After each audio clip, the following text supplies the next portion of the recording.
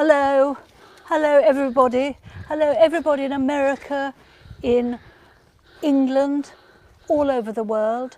I see there are people from Vermont, Manhattan, Illinois, Ontario, Fishbourne, West Sussex, Bridport down the road, and a lot of others whom I'll mention later. Welcome, and welcome back to many of you as well.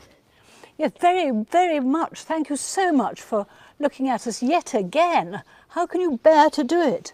But this one is going to be a very different tour because it's John and me talking about how we've lived here, some of the fun bits, some of the odd bits, and wandering around the house as a couple who lived here for so many years. And we won't agree on everything all the time. Good Lord, no, we don't agree on much, actually. It would be grim. But we do agree we're in the front courtyard here. It's very warm, so we won't be long. And I only want to tell you two little stories about the front courtyard, and I think John's going to talk about the roof.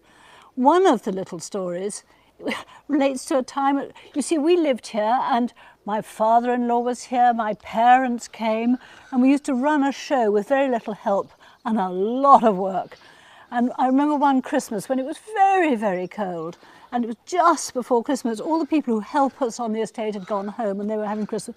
When I walked out into the courtyard here and looked over there, and there was a manhole which was kind of coming up and full of neat sewage. Oh no. Yeah. However, I know it's a very bad start of the first story of being sewage. However, it was all frozen, and we walked in and out over Christmas. We went to parties, we invited people in. Nobody noticed except me. I think we must change the subject because what we're really talking about is the changes that we've made. And I think we want to show you one up on this roof of the north wing of the house, which is the oldest wing of the house. We've replaced all those roof tiles at quite a cost. And doubtless there will be more to do quite soon. So we're always aware of the things that can happen to these old buildings. You can see the difference between the windows already. Some have been restored. That one's had a magnolia on the left protecting it. But you know, the towers are interesting because they're tiny towers at the top and big towers at the bottom.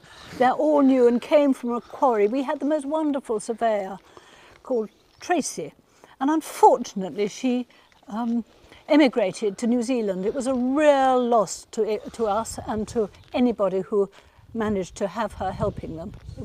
She was really great. What else have we done in this courtyard? We should be going in. Oh, we've put in plants all over here. These plants are ours. And then there's a really important, another manhole here, not the same story, different story.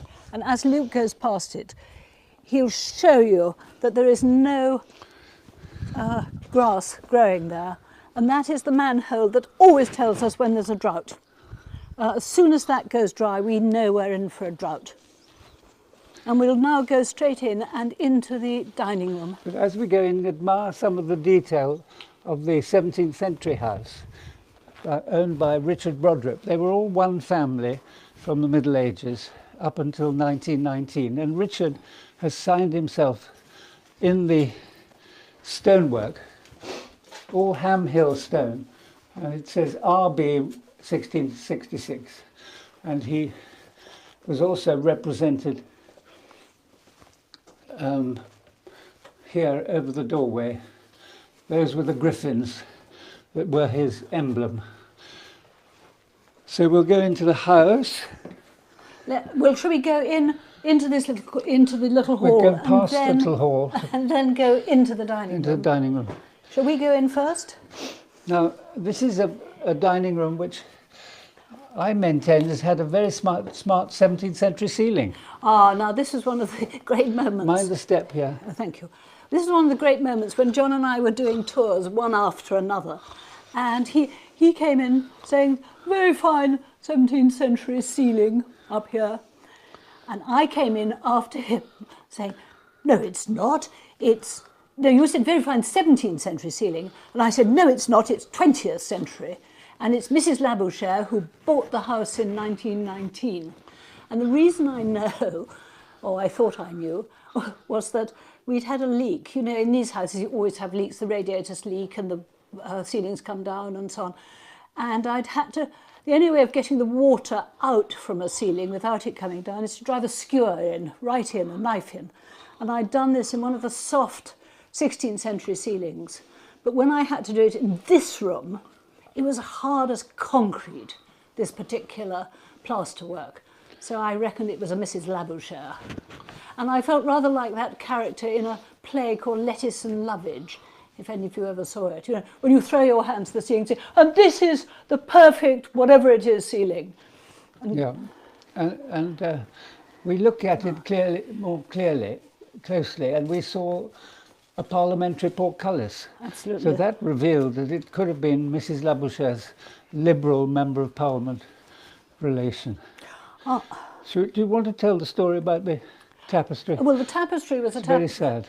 Well, the tapestry was a tapestry that came from the family house, Hinchingbrook in Huntingdon. And the only piece of wall space that was big enough for it was here. And a very kind Iranian friend of mine mended it. It was mended perfectly by him probably 30 years ago. And now, of course, with the sun coming in and age, it's got little holes all over it. Julie would like, no doubt, to mend it, but it's a big job. It also no longer has a border this side. Yes, on the left. On the left-hand side, because just before our house door, the housekeeper then walked in and saw that our Labrador dog had been chewing it. Well, I don't think we ought to tell that story, but it's a bit late now. And so she took it off all the way down. So there are all sorts of stories of how you live in these places and how you negotiate difficulties all the time. But it does need restoration, doesn't it? Well, I mean, it actually, of course, I mean, massive restoration, if it's going to be anything at all. These pictures, of course, also their frames need restoring, because I think they've got live worm in them. But again, that's another thing. And there's live worm in these. Oh, yes, look, lovely live worm there. Look, Luke. Beautiful live worm, all the way up and down. And it's, you try to do one bit and another bit turns up. But now I can see who's online. Hello to Baltimore. Oh, I'm going to start at the top. It's terribly exciting. Heavens, I can't do all these. Manhattan, Houston, Illinois, I've said, Poundbury, Dorchester, that's round the corner, Southern California, New Jersey, somebody picking black currants, don't understand that, Aylesbury, Buckinghamshire, California again, Seattle, Fishbourne in West Sussex, Mississippi, New York again, Hinsdale, Illinois, I guess, New Jersey, Ohio.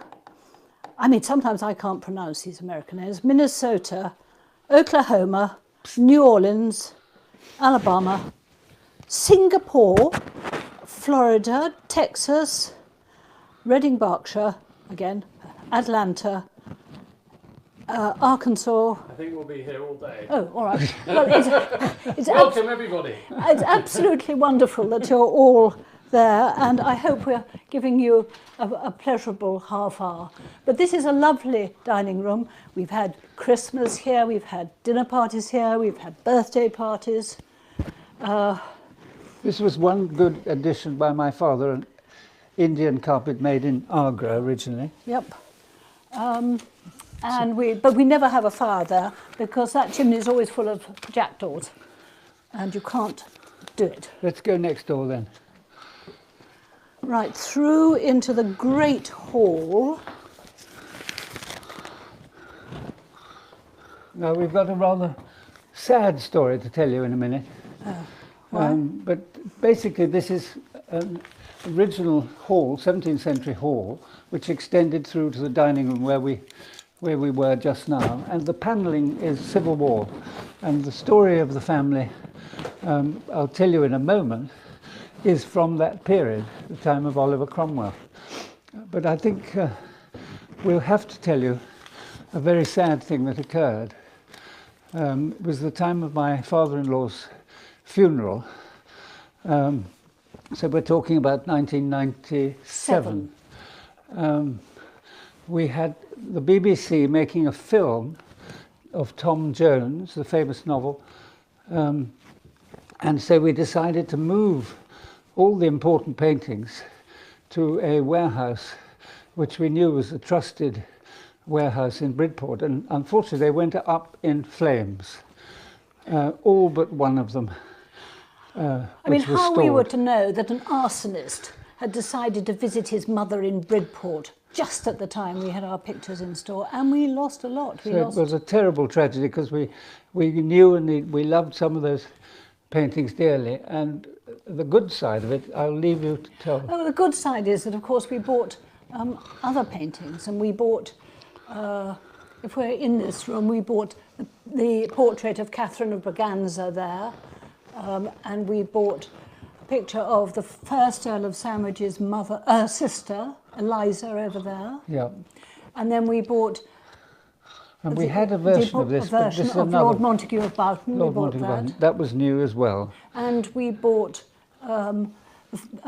Jemima, the first Countess's brother, there. So we are very lucky in the sense we got good insurance, and we were able to cover the holes on the wall. So I'll take you slowly back to the first Earl of Sandwich. At this time he was simply Edward Montague, and if you read books about Samuel Pepys, who was his cousin, you'll hear that they had a very quiet, happy family life. 10 children, all survived, which is quite unusual. And he went to war as a young man with Cromwell, on Cromwell's side, because he lived in the former Cromwell house at Hinchingbrook, Huntingdon. And so we could tell you all that story, but I think just in a word... We've done some of that before. I'm going to tell you some other things we haven't talked about. Well, just in a word, he became the Earl of Sandwich. So maybe some people who don't know that, and we'll talk about him later on. And Jemima's his wife over there, Jemima, who was a friend of the diarist Samuel Pepys. But here, do you see this bit of sculpture up here? You know, every sort of country house had to have its bit of classical sculpture. And this is a reproduction of a bit of a frieze from a Greek temple in South Greece. And it represents Greek men trouncing and killing what are they called? Amazon women. And that is the Amazon queen is down on the ground there. And what is so shocking about it is that it's an allegory for Greek men representing civilization doing away with Amazon women representing barbarism. And I've said this to a number of tours, and sometimes the men in the tours cheer, to my chagrin. No, I don't. You don't cheer? Oh, and this piece of furniture here comes from my family, and we always call it the bug cabinet. In fact, it's one of these cabinets of curiosity that you had in the 19th century, and it has a lot of specimens in it. Nobody normally sees this. No, good heavens. It's really quite secret. And there is one of the drawers of butterflies and beetles and locusts and heaven knows what.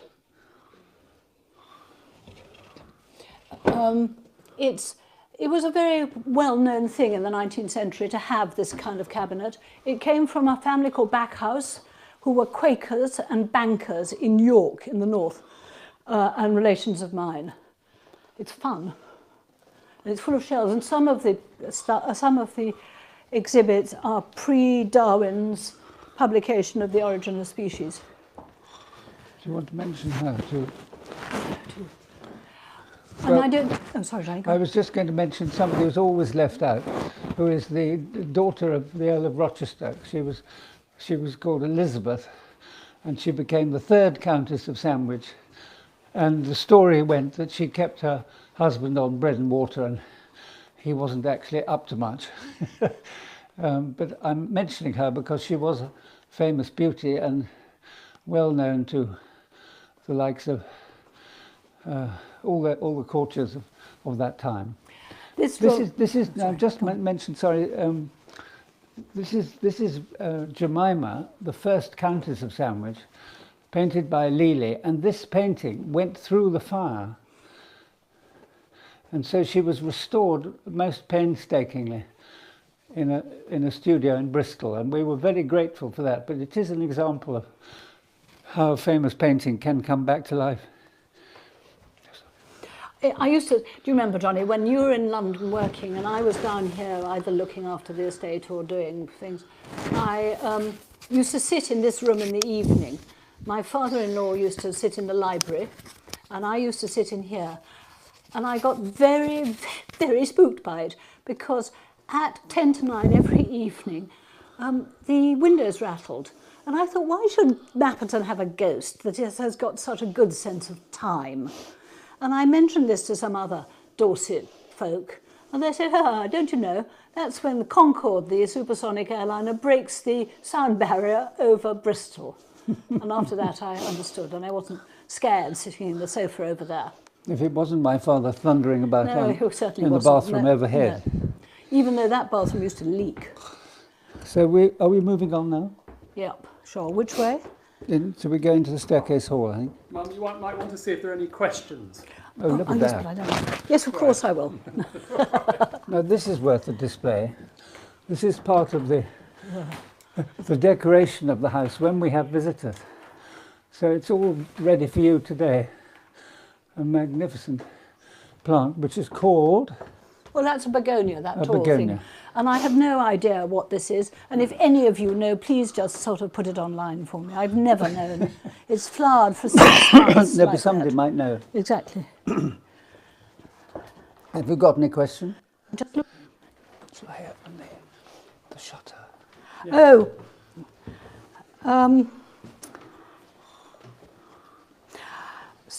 Oh dear. I don't see any questions at the moment, except one, Luke, from your son, Nestor, who wants to know what the rarest butterfly is in the bug cabinet. Well, that's up to him to find out. It's not my job. Right. I'm sorry you lost paintings in that Bridport fire. My friends lost their house contents, which is much worse than losing paintings, much, much worse. Very sad. Somebody was asking about the tapestry in the dining room. Do we normally keep the sun off the tapestry? Well, Yes. not enough. Yes, we do, and we draw the curtains. But they go. Now we're in the staircase hall with all the pictures, with a lot of John's pictures. Shall I finish off on and the first Earl? You're going to finish off. I'm just going to finish the You're story. going to polish the first Earl off. Polish them off, because some of you will have seen them, but I think some of you won't have seen them. The first Earl of Sandwich was made the ambassador in Madrid, and so I always think of him sorting out the civil war with Portugal and Spain.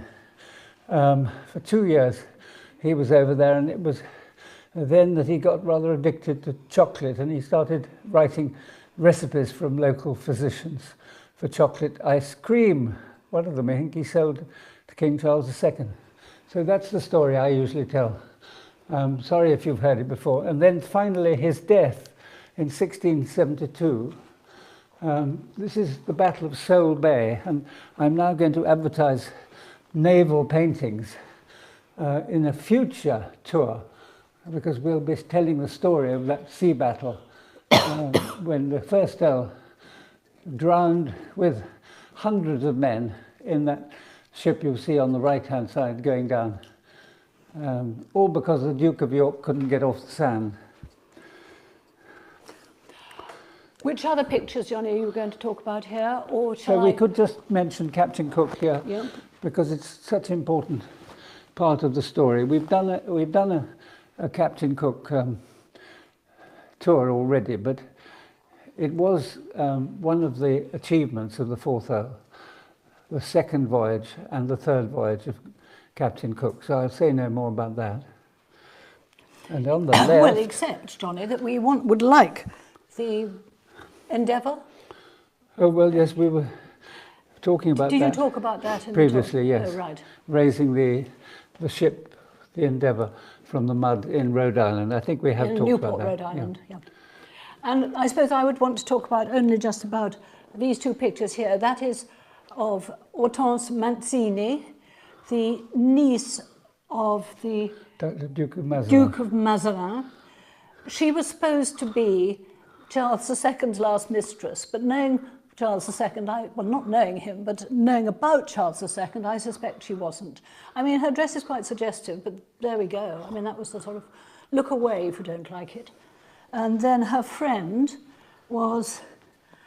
And that's a picture we've just cleaned. Ninon de l'Enclos, who was a kind of Parisian intellectual of the same period. We cleaned that picture. It cost £4,000 to clean. And we then discovered who it was by, because La Guilliere's signature was on the back. And the next picture we have to clean is this larger picture of Anne Boyle, who was the niece of the great Boyle's Law, which I'm sure you can all recite about pressure, temperature and pressure. It was her uncle, I think. Uncle, yeah. And you can see where the restoration is needed in the background there particularly. And I know that I'm meant to, and would like to say, any contributions will go directly to restoration and conservation. And I think one of the first things that needs doing at the moment is cleaning and restoring Anne Boyle, and she will stop looking so yellow, and she'll go pink like Ninon de l'Enclos. So while we're on the theme of conservation, I don't know whether we can look at that portrait of the Emperor Charles V above Anne Boyle. And you'll see that one he's in shining armour, but the armour is only shining because the Courtyard Institute helped us to both identify and to restore the painting. And so it's a famous Titian copy, and the original Titian doesn't exist. The copy was made in the School of Rubens 100 years later. So it is the time of Henry V, but not in reality, it's 100 years later. Now, I've got one or two questions. Oh, sorry, Johnny. Are you going on? Yep. Oh, I've got one or two questions. I have to put my glasses on and look really fierce to be able to read the text here. Do fine art paintings require professional maintenance, such as dusting or cleaning? Well, we would sort of...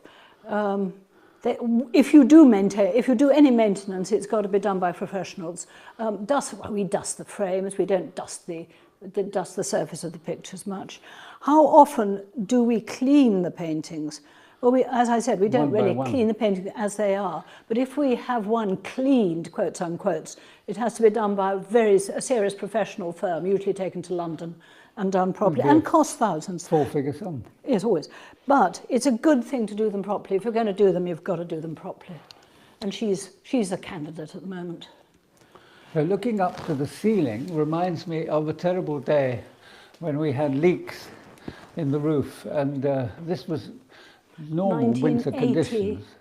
We're going back to the first time we were here. We really didn't know what to do at that time, except put little pots under the drips, and some of the drips came from this wonderful Rococo ceiling. So I'm afraid you're getting the sad and bad side of the story as well. It was extraordinary. That was the big freeze when articulated when trucks on the motorway simply couldn't move because their diesel froze. Everything froze in this house, not least because John's dear father, the evening before, had looked at his weather chart and thought it was reasonably mild. And so he turned the central heating down. And it all froze, it froze. John was here, I was in London, thank goodness, looking after children at that point. John put buckets and there was a constant sound of drip, drip, drip. And one of those satyrs, one of those people, on the corners of the portrait, of the ceiling there, he had a permanent drip on the end of his nose for about a month or two. And if you want to read more about this, I do strongly recommend you John's diary. Oh, thank you very much. Which is called Mapperton Moments, and is available on Amazon. It's available on Mapperton.com. Oh, sorry. Yes. It's available on Mapperton.com, which is better for us than Amazon. Terribly sorry, I got it wrong again. But I always get things wrong. That's the way of the world. I think Amazon's got quite enough to do. It's about living here and living with his father. It's also a poignant story of his father getting more absent-minded and really getting dementia, and how John dealt with it. I recommend it to you, I really do. Another advertisement for a future tour God, look out. is Martha Ray. We thought we'd do something about the fourth Earl's private life, because she was the one who was the young singer who came along when his wife was demented and certified and really couldn't live with him anymore. In fact, it was a hindrance to his son's wedding that his wife was, or his mother was demented, which is a terrible reflection on the time. Anyway, along came Martha, and that's the whole story, which we'll tell you later. The only other picture I'm going to point out is, I'm not going to point out because I'm running late, so I'm going to go into the other room and do what I'm told. Not that I like doing what I'm told. Oh, we do need lights on in here, you know, we really do. Turn them all on, Johnny, honestly, it's dim. We're now in the drawing room, which is a room on which we have done so much restoration and repairs. I mean, it looks as if it's always looked like this. It most certainly hasn't. Virtually every piece of furniture, well, not quite all, but almost 2/3 of the furniture in here has been restored by us in one way or another.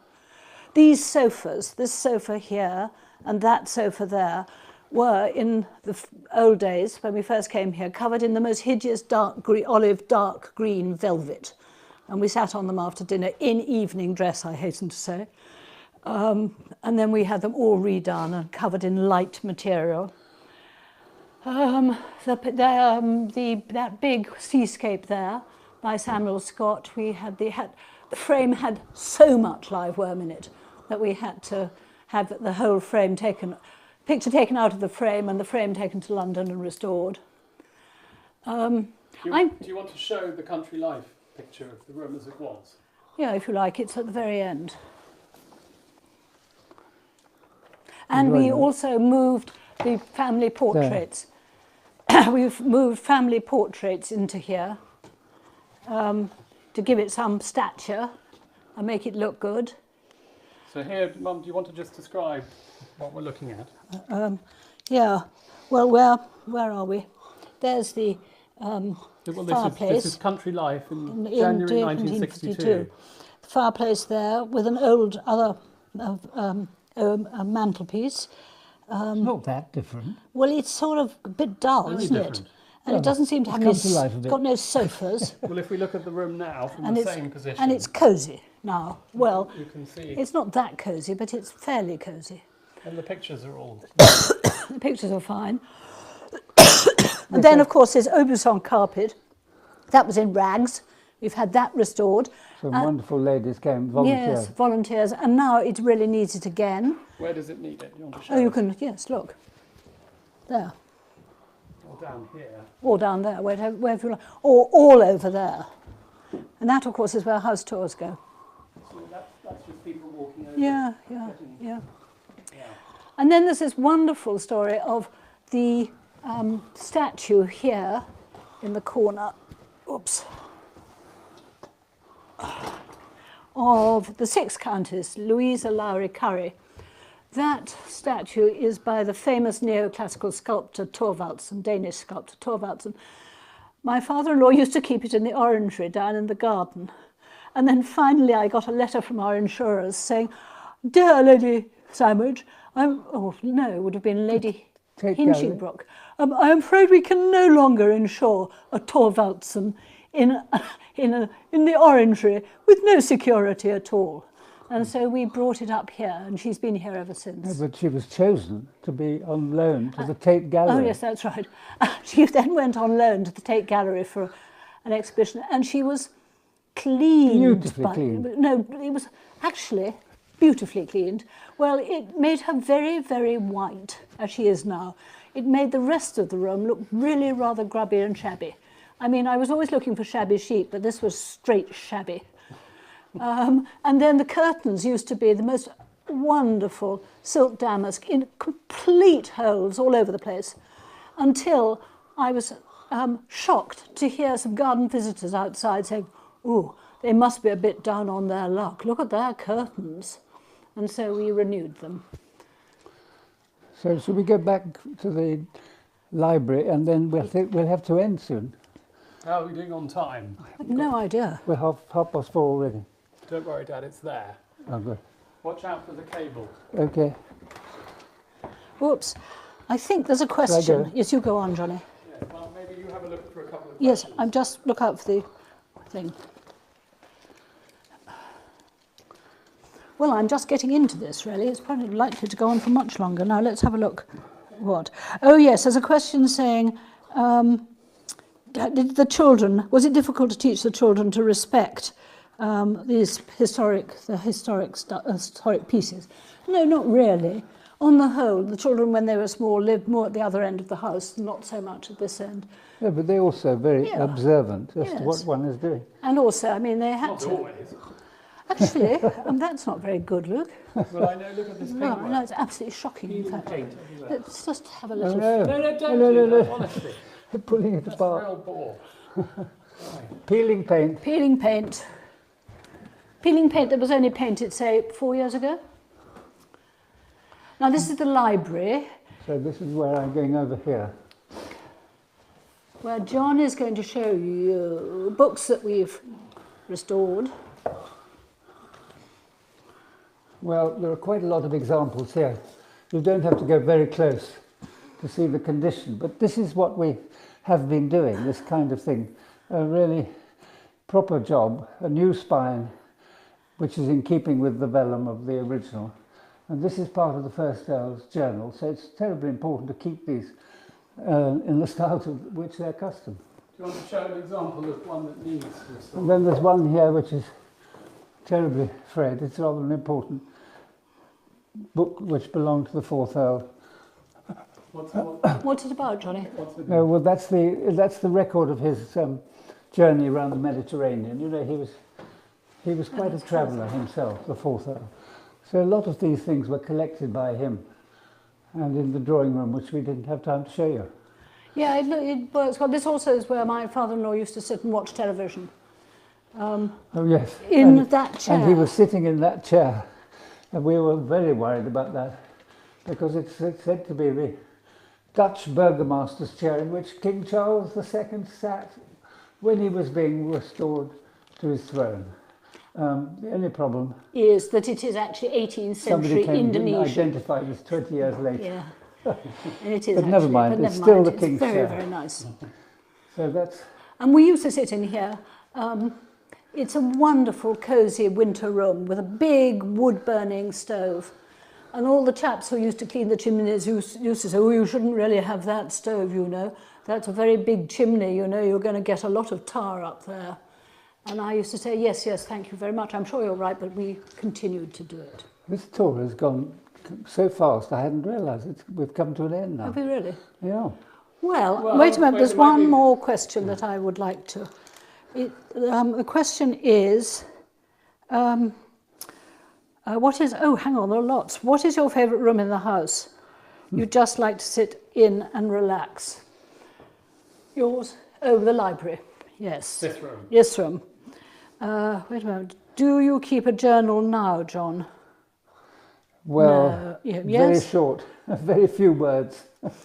Any, Thank you. Any hidden room behind those books? No way. Those books go back to the back of the bookcase. Yeah. Do you keep a journal now? What is? I've done that. Is your son filming and talking in the background? Yes, he is. It's wonderful keeping him in the Montague, background like that. It's Like brilliant. Hinchinbrook. Yeah. There. Can you do yourself? Turn around and do yourself. Can I do it for you? No, I No, can't. no, I'll- better safe than not. Yeah. There's something else. Oh, yes. Would you consider a similar programme with a reading from Mapperton Moments and then a live Q&A, a sort of book club? Golly, well, that's a very kind compliment, a very good suggestion. We might do that. And the other question is, what's the kitchen like? Well, the answer is, and I think it would be quite fun to do a tour of the kitchen, the cellars, the pantry, the boot room, This is going to go the up to, dustbin Back room, of the house. the back up of the to house, September. and this all the one. places. Yeah, the storerooms, yes. Yeah. And that's quite a different, that is a very different scene. Although, of course, they used to be there for lots of servants, and when we first came, the kitchen was diabolical, with pipes all Oh, over don't it. give anything away if you're saving it for So another the tour. letter. Oh, Mum, okay. I think this is the moment when you thank everybody. Oh, right. And you say, if you've enjoyed the tour. Oh, hang on, I can do Oh, that. you can do all of that. Okay. I understand that we've got to finish. I'm very We may sorry. have Julie listening too, so we it's got have to be to, right. but never mind. We can't do it as well Hi, as her. Julie. Thank you very, very much for coming in and listening to us doing our rambly tour through the bottom of the It house. was a different one, though. It certainly was. Yes, it was And different. actually, we didn't disagree much, which is remarkable. enough. And thank you all very much indeed. And the more you contribute, the better we'll look yes, after that's- her. So not to don't forget that. hesitate.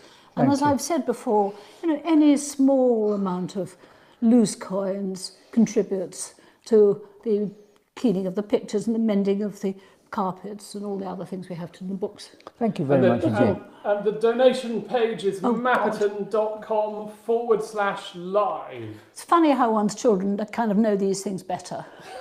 Right, So bye. thank you Lovely very to much. see you. Thank you.